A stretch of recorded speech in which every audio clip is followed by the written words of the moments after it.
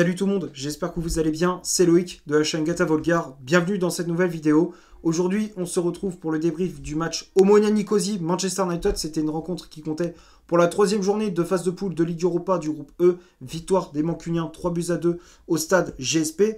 Ansar Rifar avait ouvert la marque à la 34e minute de jeu pour les Chypriotes. À la 53e, Marcus Rashford égalise. 63e, Anthony Martial donne l'avantage aux Red Devils. 84e, Marcus Rashford inscrit un doublé. Et la 85e, l'Omonia Nicosie qui réduit l'écart grâce à Panagiotou. Et avec ce résultat, les hommes d'Erik ten Hag conservent cette deuxième place avec 6 points au compteur, 2 victoires, 1 défaite. On compte 3 points d'avance sur le Sheriff Tiraspol qui s'est incliné 2-0 face à la Real Sociedad qui est toujours premier avec 9 points au compteur, 3 matchs, 3 victoires.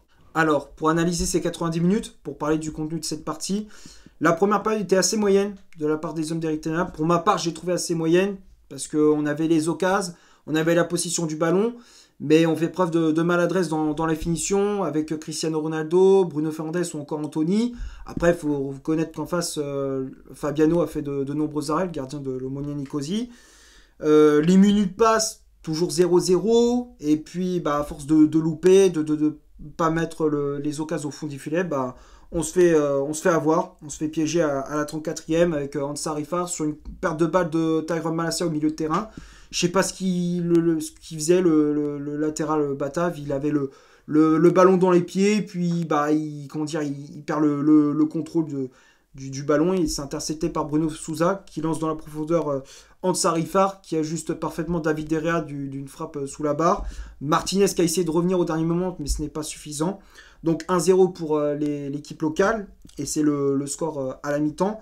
Deuxième période, petit coaching, petit changement de la part de ten Hag avec l'entrée en jeu de Marcus Rashford à la place de Jadon Sancho, qui a fait une première période transparente. Il a été quasiment inexistant durant ces 45 premières minutes.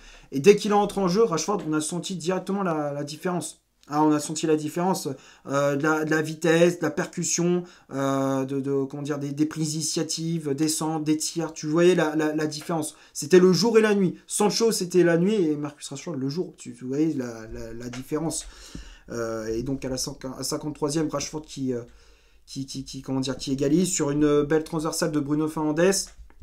Marcus Rashford qui reçoit ce ballon dans les pieds, au côté gauche. Il repique dans l'axe et il enchaîne avec une frappe enroulée, pied droit, et c'est dans le petit filet de Fabiano, un partout. 10 minutes après le but de Rashford, c'est Martial qui double la mise sur, on va dire, une belle action. Tout part de Martinez qui trouve entre lui et Rashford. Une touche de balle pour Martial à l'entrée de la surface, j'ai du mal à parler, à l'entrée de la surface, qui contrôle et qui enchaîne avec une frappe à terre.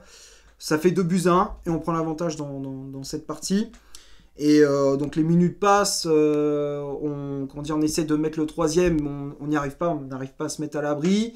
Avec Ronaldo qui à un moment donné trouve le poteau, il n'avait plus qu'à marquer, il a loupé l'immanquable sur une récupération de balle de Diogo Dalot dans la surface de réparation. Portugais qui sert son compatriote, mais sa frappe est repoussée par le poteau alors que le but était grand ouvert. Et puis bon, on est quand même récompensé de nos efforts, puisqu'on s'est créé des occasions, on a essayé de marquer ce troisième.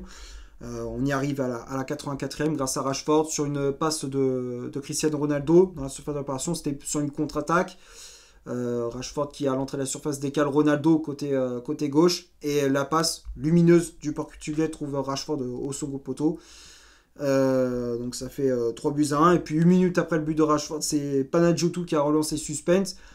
Tu voyais défensivement, Lindelof et Dalot étaient assez fébriles, ça manquait d'agressivité. Donc 3-2, on s'en sort bien, on prend les 3 points, mais lors du prochain match, il faudra resserrer les vis défensivement, puisque j'ai trouvé qu'il y avait beaucoup trop de laxisme, et ça va pas, quoi. On sentait que c'était trop fébrile, trop laxiste. Surtout c'était le seul qui a été bon, c'était Martinez, mais les autres, Lindelof, Dalot et Malacia, c'était compliqué. Maintenant, on va passer au 11 de départ aligné par Erik ten Hag pour ce match. 4-2-3-1, David De Gea dans les buts, Lindelof et Lisandro Martinez pour former la charnière centrale, les latéraux Diogo Dalot à droite, Tyrone Malacia à gauche, Casemiro et Christian Eriksen au milieu de terrain, Bruno Fernandes en numéro 10, Anthony, milieu latéral droit, Jadon Sancho, milieu latéral gauche, et la pointe de l'attaque des Red Devils, c'était le Portugais Cristiano Ronaldo. Après, le coach Bataf qui a fait des changements avec les entrées en jeu de Luke Shaw à la place de Tyrone Malacia, Marcus Rashford à la place de Jadon Sancho, Anthony Martial à la place de Bruno Fernandes, McTominay qui a pris la place à Casemiro au milieu de terrain, et Fred à la place d'Anthony. Bon, le 11 de départ, il y a eu quelques changements par rapport au 11 contre City, avec la titularisation de Casemiro au milieu de terrain aux côtés de Christian Eriksen, la titularisation aussi de Cristiano Ronaldo à la pointe de l'attaque, en poste de numéro 9. Et bon, bah après, c'est vrai que je pensais qu'il allait faire encore un peu plus de changements, un peu plus de turnover. J'aurais bien aimé voir Martin Dubravka, gardien, le deuxième gardien de Manchester United, pour voir ce qu'il vaut, quoi. En plus, on aurait pu voir ce qu'il vaut. Enfin, tu sais, c'est pour lui donner du temps de jeu et pour bien s'adapter comment dire, à l'équipe aussi, pour qu'il soit bien intégré. J'aurais bien aimé voir Dubravka à la place de De Gea pour voir ce qu'il vaut. Après, c'est pas pour dire que De Gea il était mauvais, mais c'est juste pour dire ce qu'il valait, quoi, pour voir son niveau de jeu. Donc voilà, et puis bon, les remplaçants, c'est des choix plutôt... il a fait des choix assez intelligents avec les entrées en jeu de Luke Shaw à la place de Malacia, poste pour poste, et on a senti la différence. Luke Shaw qui a été meilleur que Malacia.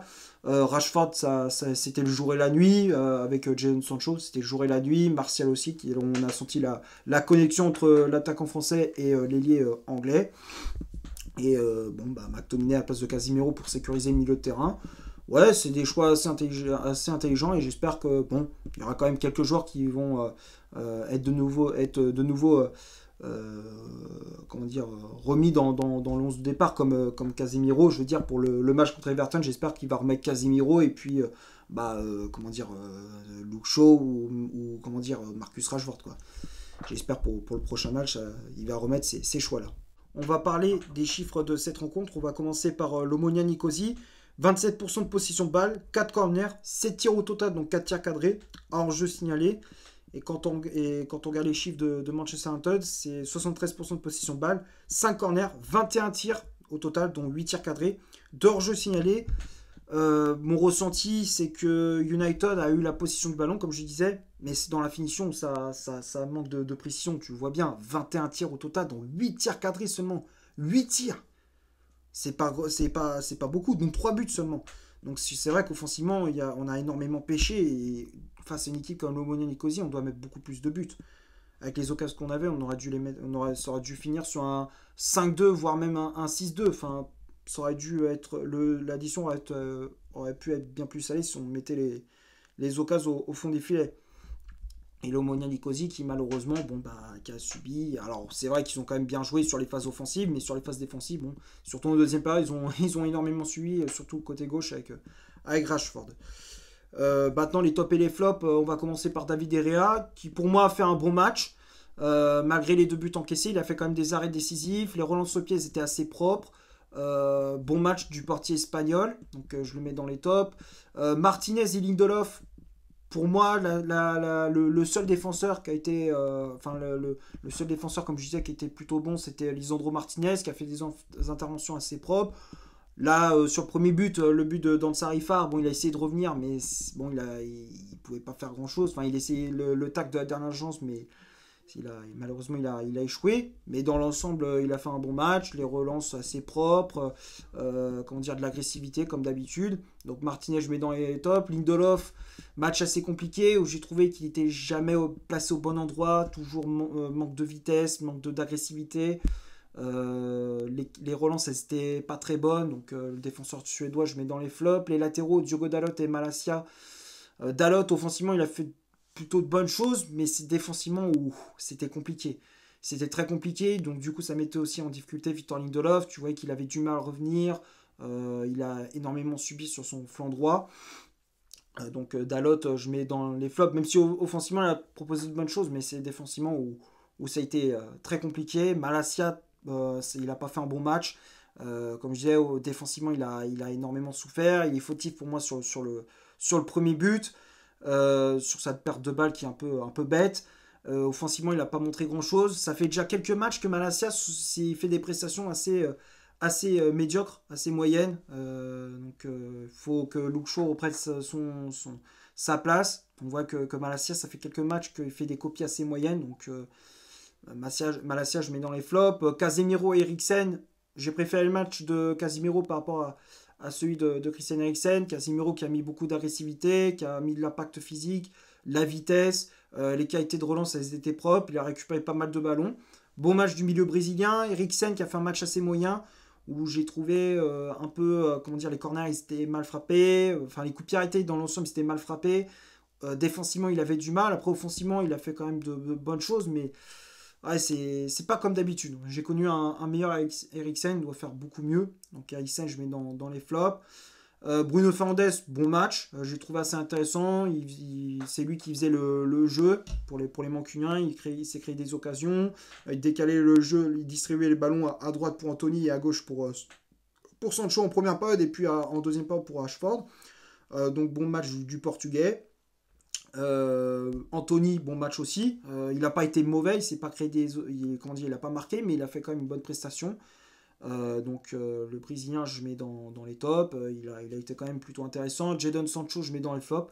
Première période mauvaise où je l'ai pas trouvé en jambes. Il avait pas de vitesse. À chaque fois que dès qu'il y avait le ballon, il ralentissait le jeu. Enfin, première période, je vais pas dire catastrophique, mais très mauvaise, très médiocre de Sancho. Donc je mets dans les flops. Ronaldo qui n'a pas fait un match exceptionnel, il n'a pas été catastrophique, mais il n'a pas été non plus exceptionnel. Il a loupé pas mal d'occasions, c'est vrai, faut le reconnaître, il a eu pas mal il a fait pas mal de loupés, mais on va dire qu'il a eu quand même un impact où il pesait sur la défense de l'Omonia Nicosie, il faisait des décalages assez faisait des décalages assez intelligents, il le faisait de manière il faisait ça de manière correcte, enfin tu vois ce que je veux dire. Il a fait quand même des décalages assez intelligemment. Et puis, il n'était pas décisif sur le but de Rashford, donc il n'a pas été exceptionnel, mais ça va. Il a été correct, on va dire, ça va.